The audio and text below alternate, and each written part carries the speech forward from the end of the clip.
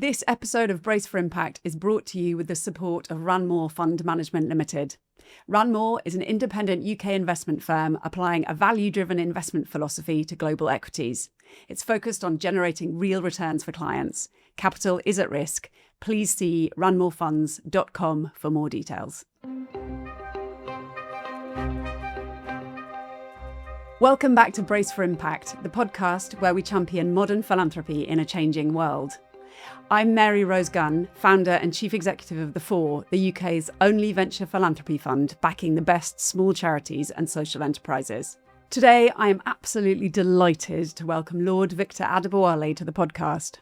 From leaving school in Yorkshire to rising to lead two of the most prominent organisations in the UK's third sector, Point and Centrepoint, and then being appointed in the first cohort of People's Peers, Victor has led an extraordinarily varied life and had a very varied career. But what has remained a constant throughout has been his dedication to driving impact at the forefront of health and social care, while consistently making the case for social enterprise as a force for innovation and change. Today, alongside many other commitments, Victor is the chair of the NHS Alliance, as well as Visionable Global, which he co-founded in April 2020. Victor, thank you so much for joining me today. Gosh, thank you very much, Mary Rose. That's a hell of an intro. Do you mean me? Very definitely mean you.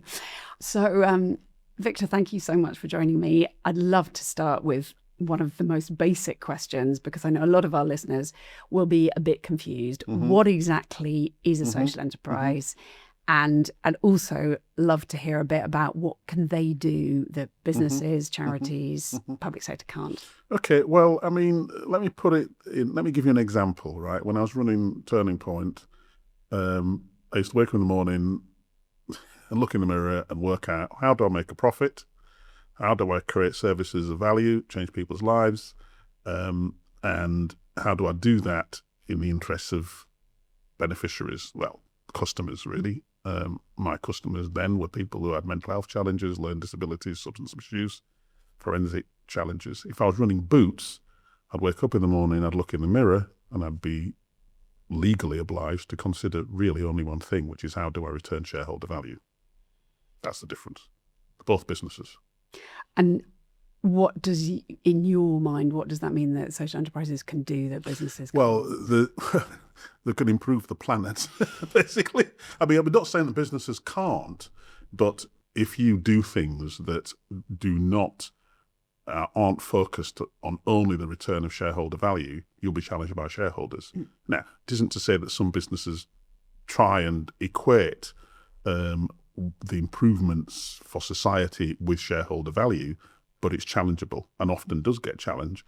And if you look at the one that springs to mind, or some of the challenges around some of the corporations that have gone badly wrong, you will see the pursuit of shareholder value above all else, including the well-being of the people, populations, planet, staff, everything else. Who was it?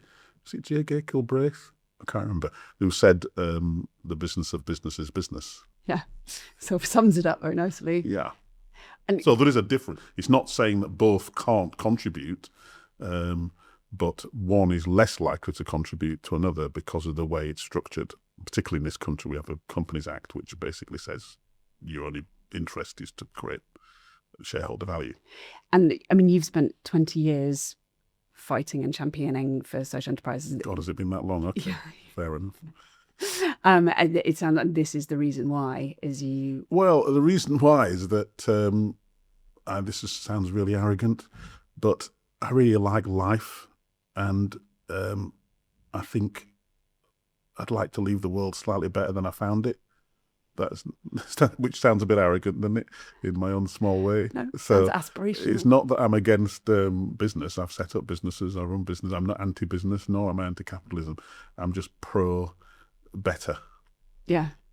Can you give us a couple of examples, some of your favourite examples of where social enterprise have interesting done things that... I mean, you could argue, I was on the board of the co-op group for 6 years. No, not 9 years.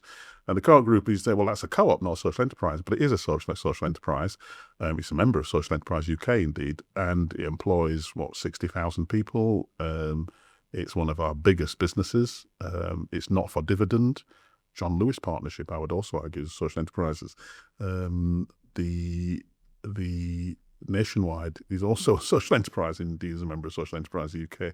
In fact, social enterprises contribute more to the tax revenue of this country than Google, Apple, what was the other one? Microsoft put together.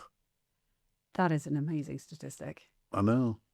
It's not me. It's in the Green Book. It's in. Why do we not know that? Why is that not more? Well, because we probably then asked for more money from these companies it's a huge political difference. I guess is that in a sense, social enterprises want to contribute because it's part of that bottom line thing.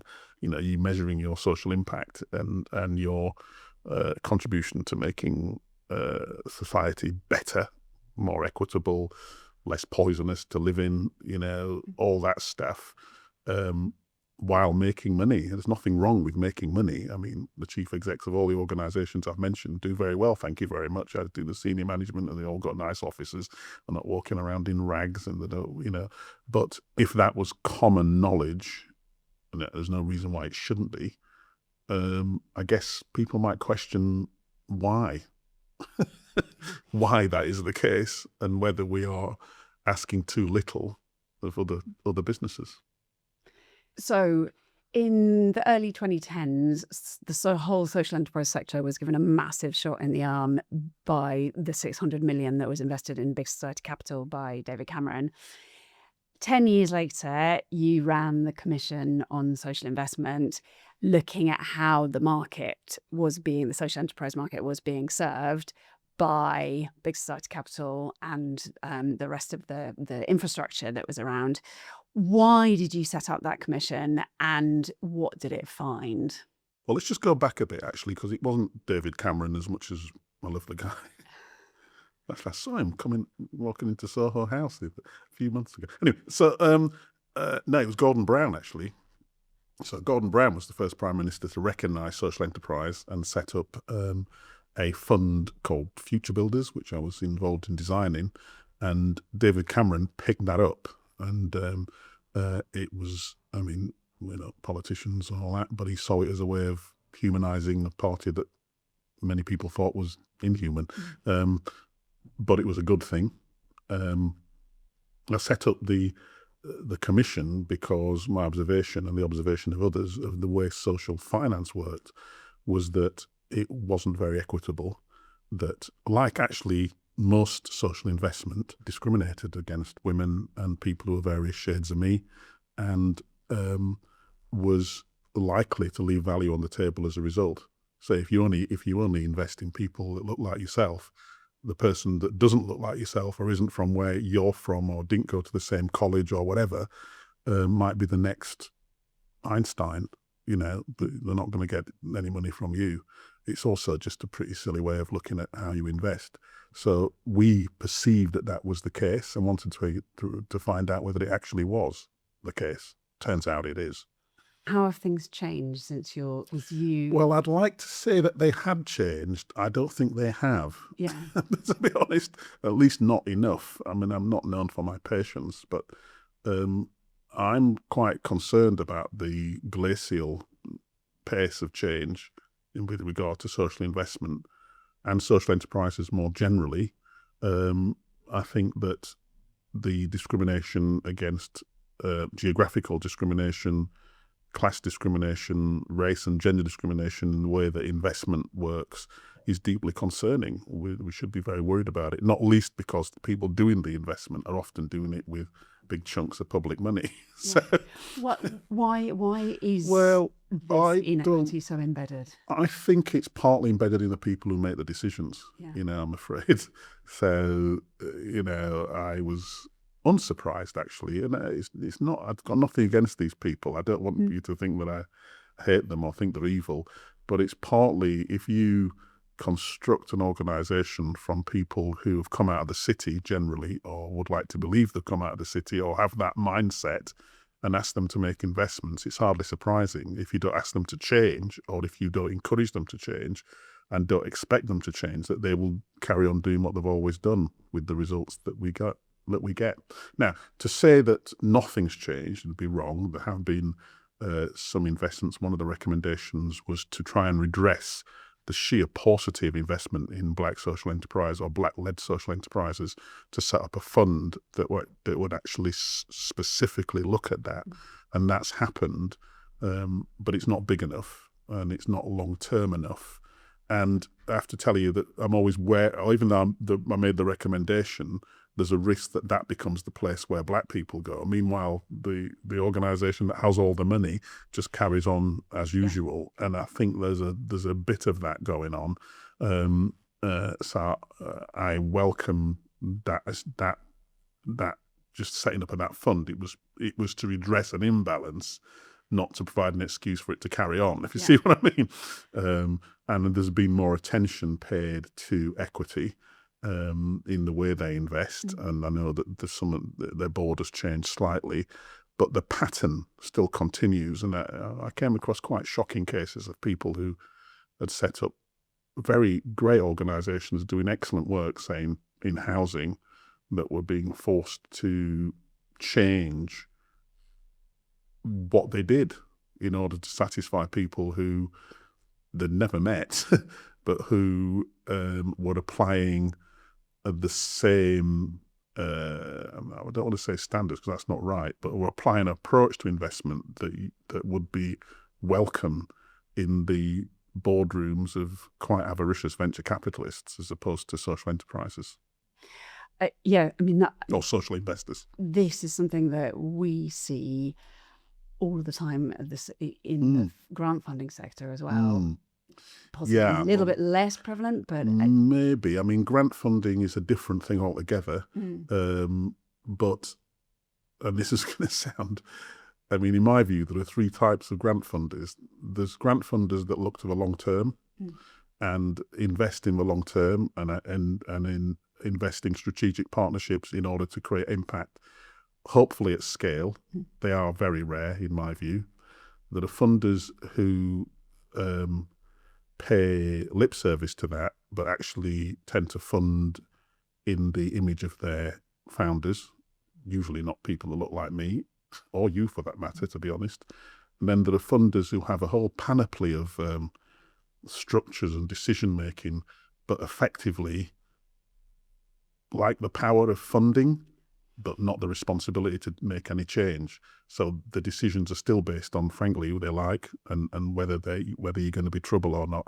If you're not trouble and you're very polite and obsequious, you get the money. And if you are and more likely to change, then you don't.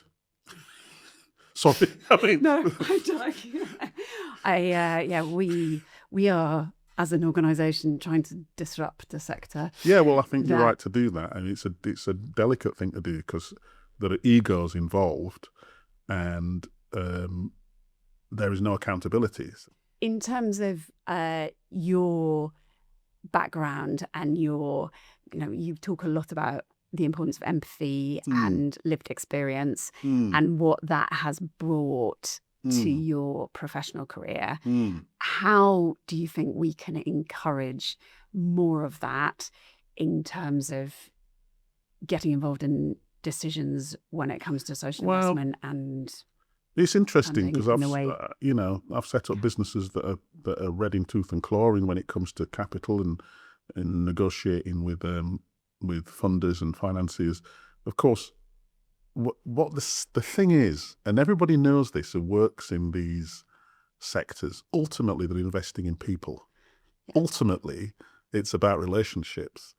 And you can have the best business idea on the planet, but if they don't trust you, if they don't like you, and if they don't recognize you, you ain't going to get the money. It's really.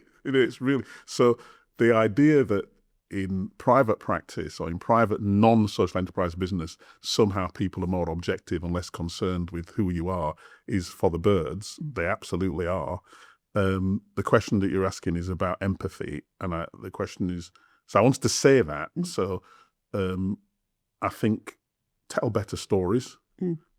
I know it's hard to say it, but I'm always struck by how the absence of empathy usually leads to bad decisions. Yeah. So I'm it's not that I think that some people are really proud of not having any. They think they are objectives, the complete objective people, like computers or something. I think that's really sad. So the only thing that makes you different in the world of AI is your ability to have empathy as opposed to faking it. So I'm all for empathy as a tool for making rational decisions. How do you think we can get more empathy into the decision Tell making? better stories. Tell better stories, yeah. Tell better stories. And expect more. I mean, what you do, Mary Rose, is laudable. But the question is it scalable?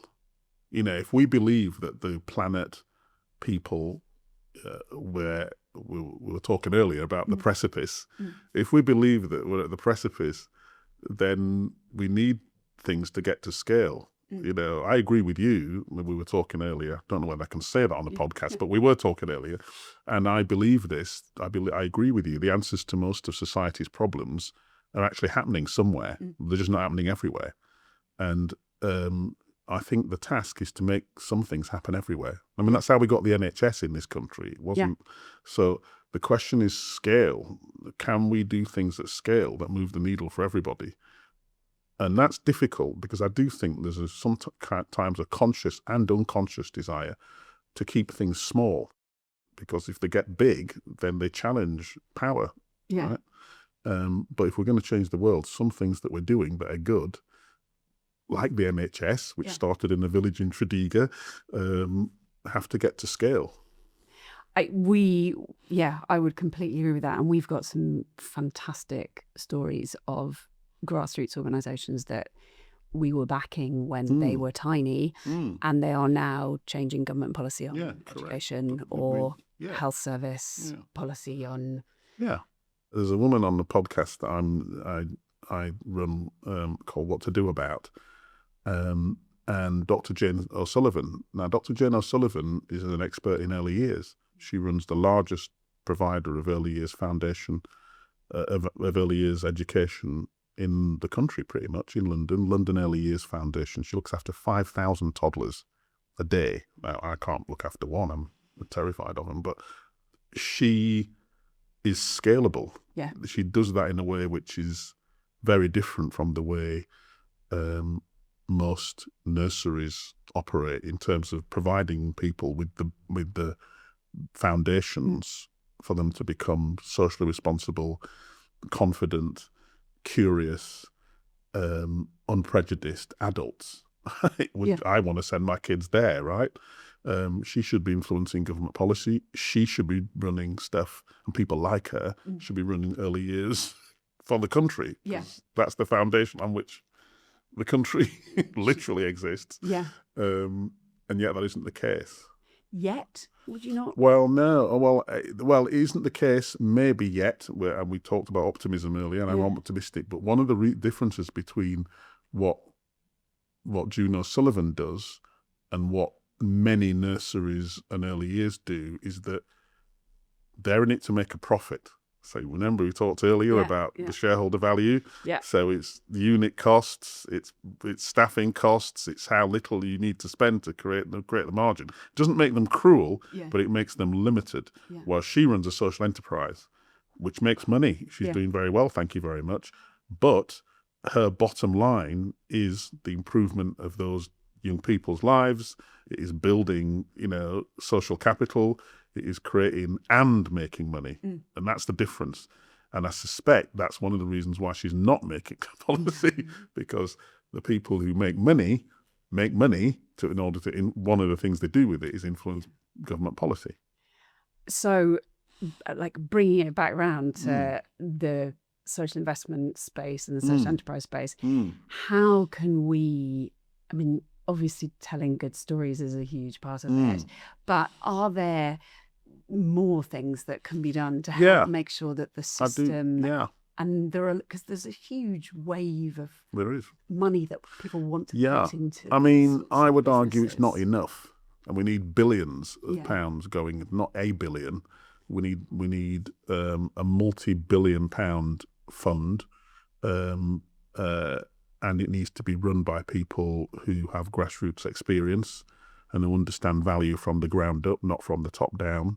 And we need people who, I'm not anti the wealthy classes, but we need more and either or. And I have to say that when I look at the people who run these things, I don't recognise them as people who would necessarily understand what it's like to be at the other end of that telescope. And they need to be better trained to engage with the real problem, rather than the problem of whether we're going to just make a return on investment that's been given to you by people who've never been to. I mean, one of the great examples of this is what's happening in Liverpool. Joanne Anderson, who runs a whole series of social enterprises. But you go to Liverpool, and I've been to Liverpool for over many years, and I've seen places, big swathes of Liverpool that were effectively derelict. I mean, places you wouldn't want to walk around at night, transformed into, funky, stylish coffee studios, not unlike this actually, full of funky people with, stylish beards and just sort of like really places you want to go to, small businesses, completely transformed. And yet we have a government that series of governments, not just this government, that always say they want to change things from the ground up, but they haven't been to Liverpool. They haven't funded, they haven't strategically said this should be happening nationally. This is how we should be doing it. Social enterprises have a place in the economy, which is why I'm against the term social economy. There's no such thing. There's only one economy. It's either social or it isn't. Yeah. Do you think the impact economy, because there's now this new... Honestly, I don't want to... Please, I just think the impact economy. So one of the things that tells me that social enterprises and the work that you do is have an impact is that a whole lexicon of words start being created that don't mean what you do, but make people more comfortable about using them. So one of them is the impact economy. The other one is things like mission-driven business. What does that mean? I mean, the mafia's mission-driven. What are you talking about? So it's like anything to avoid something that makes you accountable, that forces you to change the way you think about your own wealth, your business, the way your business is structured, and the outcomes for people. Hang on a minute, so you get a whole lexicon of things. One of them is the impact economy, and you look at the impact economy, and it's like, I spoke to my chief executive, Peter Holbrook, about whether social enterprises, 100,000 of them, generating billions of pounds for the business for Great Britain PLC, were actually involved in the creation of the impact economy. The council, the way it's structured, answer came back no. So how can you have an impact economy that literally cuts out one of the biggest creators of impact this country has seen for decades? And that's not impact, is it? It's not even close to being impact. It's a kind of an avoidance of impact, actually dressed up as impact. And I don't have a lot of time for it, to be honest. So, as you know, we are massive believers that innovation in the grassroots is extraordinary, and there's pretty much no problem out there that hasn't been solved by somebody somewhere. But one of the biggest challenges in the charity sector and also the social enterprise market is that 92% of funding goes to the largest 8% of charities. How do you think we can bridge the gap better between the people with the ideas and the people who know how to change things and the people who are in charge of the resources? And that's not just money, it's also skills and how those are shared. I tend to spend a long time in the organisations that I've run, probably too long, But my observation would be that there's a couple of things. One, and you may not agree with this, but I'm going to say anyway, within the sector, there's this notion that small is better than big, and that small is sexy and big is ugly. I don't agree. I think that the question isn't really about what's better. The question is about what has impact and how. Large charities have big fundraising departments, and I remember when I was at Centrepoint trying to raise money for homeless children, children that had run away from children's homes, and approaching some of the big charities to help me, and none of them would. And I asked the question, well, why wouldn't you? These are the most vulnerable children ever. I mean, literally, we're talking about 8, 9-year-olds on the streets of Soho being picked up by sex workers who, by the way, were kinder than the people who work for the charities. And I'd be saying, well, what's that about? And they said to me, well, there's too much risk involved. You know, that it's too risky. I'd be thinking, well, for whom? You or the kids that are on the street, right? Now, not only do I think that was a real shock, actually, it exposed my naivety, but the large charities need to be held more accountable for how they work with the smaller charities and how they work with communities, you know, and it's not, so if you're a charity with turning over 100 million a year, say, with 200 million in reserves, what are you doing? Like, what are you for? Are you there to create reserves and reduce risk to you and your staff? Or are you there to move the needle? Yeah. If you're there to move the needle, they should be working with people like you to identify organisations that they should be working with to create the kind of scale and social change that makes a difference, as opposed to hoarding their cash, talking about risk while the social change goes on, which isn't to say they're not doing good work. It's that, what are they for in that context? Are they there just to protect what they've become?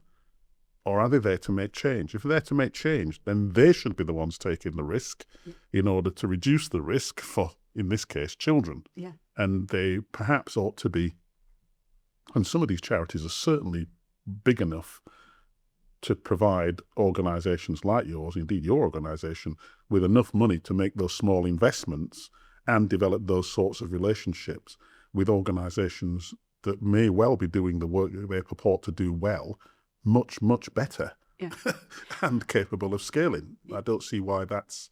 So do you see what I mean? No, it's not that. It's like, hang on a minute. Agree with you more. It's not about small if you're is good Bernardo's, and bad is big, big is bad, or the other way around. No, it's about what are you doing and scaling ideas that should be scaled and allowing things that. I mean, there was a time when, and this a political question became, Ian Duncan Smith had to be in his bonnet about this, large charities, he didn't like them because they'd win contracts with local government. And my argument was, well, what's wrong with that? I thought you were a capitalist. You know, we're doing exactly what we're doing, except that money isn't flowing to venture capital or some fund abroad or whatever. The question he was asking was the wrong question. What he should have been asking is, how do we create an ecosystem in which the large charities work with the smaller charities in order to create social change, have impact? That's the question. Yeah. The answer to which is twofold. One, the way we commission public services and the expectations of large charities when they bid for these contracts. And secondly, how do we hold some of these large charities accountable for what they do with some of their massive reserves? I'm not just saying they shouldn't have reserves, but they also have a lot of clout, a lot of money, a lot of political clout, a lot of resource. And if it's just about pursuing their own interests as opposed to making change, I think that's problematic. Yeah. And I mean, one of the things that we argue as an organisation that is funding the innovation at the bottom level of the pile is that because it's so difficult for organisations to get funding to develop and scale, it means that they aren't able to nip at the heels of the big organisations and make them behave. No, I totally agree with you, which means that the large organisations ought to be looking. Yeah. That's the thing. And if you look at the smaller charities, if you look at them, they tend to be run by people who, various shades of me, women in poor areas who understand the problem now. You know, if you understand children at risk now, as opposed to when Bernardo's or NSPCC or children's homes were set up, you're more value to those children, frankly, than the large charities. So if you're serious about moving the needle as a large charity, you should be looking not to take over, but to learn from, encourage, invest in, shape what those organisations are doing. Then if you look at the top of the charities, one of the things that gets me is how monocultural they are. I mean, I think it's still the case. I mean, I was walking through a room of large social enterprises, and I was often the only black person there. And how is that possible when some of the issues I was dealing with were disproportionately affecting black people? So I think there's something about your question, which isn't just about how these organisations work together to move the needle, but about the impact of that on who gets to make the decisions, who gets to write the papers, who holds the pen. And I think you look across the charity world, it's not great. No. Just saying. And I mean, we would argue a huge part of it is how the funding is distributed. I think I would agree. Everything. I think it's about accountability. You know, beneficiaries, there's nothing to stop large charities from defining beneficiaries as not just those people who receive services directly, but beneficiaries of other organisations that they should be supporting, helping, encouraging, investing in order to benefit their beneficiaries. Do you see what I'm saying? And I don't see much of that. And I see lots of reasons. I'm sure that if the large charity experts were sitting here, they'd be giving me all kinds of reasons why that can't happen. But I don't agree. And it definitely can happen. Of course it can. Yeah, I mean, we backed an amazing charity that was merged with the Children's Society. They're called Lifting Limits, looking at gender equality. Yeah. And it went from working in 100 and something schools overnight to working in 12,000 primary schools. Correct. And there are some exceptions that prove the rule, and Children's Society is one of them, actually. I know some of the people that work there, and they have a truly strategic view of the challenge. And they also understand that it's not just about them. They're system thinkers, not just, we're here to protect our little bit. We get richer, we get whatever, we have more influence, whatever, but everything around us, nothing to do with us. I don't think that's sensible. Yeah. And I think it verges on the irresponsible. I mean, it seems from where we are sitting, knowing all these incredibly effective, innovative, high-impact small organisations that have got the potential to move the needle if they were to be at scale, it seems like such a missed opportunity.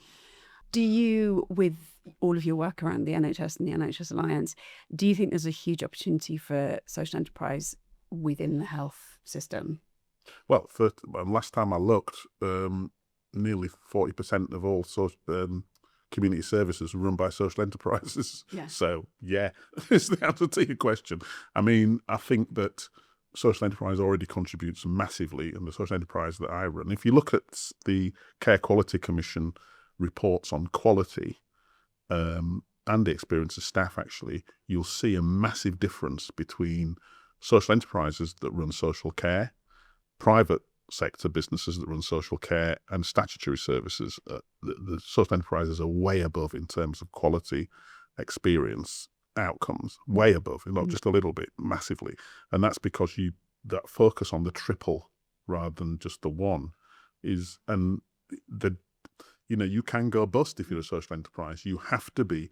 There is risk, and I think risk is important. Actually, I think if you're a statutory service, I'm not saying it's always the case because it isn't. There's some excellent public service leaders, but there's a tendency to, if you're a monopoly provider, not to consider that risk because there isn't any, and also, or there isn't risk from the same play. You might get your budget cut, but you're not being encouraged to constantly look for where you might make impact. as well as money. And I think that's a problem.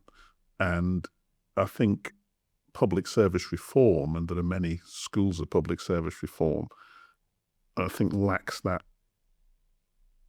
grit sometimes. And there's lots of theories of public service reform, none of which so far have resulted in the kind of change that was instigated by Nye Bevan. The Nye Bevan went to Wales. He saw what the future of the NHS could be, and that's what he did. There was a model that was created. We don't do that anymore. And in terms of your vision for a really effective social enterprise market in 10 years, what does that look like? I think the following things that need to be present. One, we need a government that sees the economy as the economy, and a mixed economy, not just a vision of an economy which is purely extractive, and in which we have a social economy and then another kind of economy. Like, what is that? It is like an economy should produce the best social outcomes for most people. That's it. In order to do that, you need a mixed economy. You need some businesses that are just purely about let's run the numbers, let's, whatever. And you need other businesses that actually have a triple bottom line. You don't say one is better than the other. You just say let's encourage both things to grow, and let's encourage both things to have the best social impact. That's what I'd like to see. Secondly, I'd like a social investment infrastructure which is significant, not minor, not a bit here and a bit there, but a big chunk, like the same level that you get in other kinds of investment run by people who actually understand what it is to be at the other end of that. And I think thirdly, I'd like to see recognition of impact at scale. So there's a few things that most societies have to change that lead to change of everything. See what I mean? So the NHS health changed everything. Yeah. If you want to know why people live longer than they did back in the 1930s, it's not because of the organic food, science, right? And availability of that science to ordinary people, right? That changed everything for lots of people for years. Victor, thank you so much for joining me today for such a fantastic conversation. And a sincere thank you to everyone who's listening. If you enjoyed this episode and would like to hear more about philanthropy and social impact, please do follow, share and subscribe to the Brace for Impact podcast. Listen on all the major listening platforms or watch the videos on our website, the4.org. Thank you. See you next time.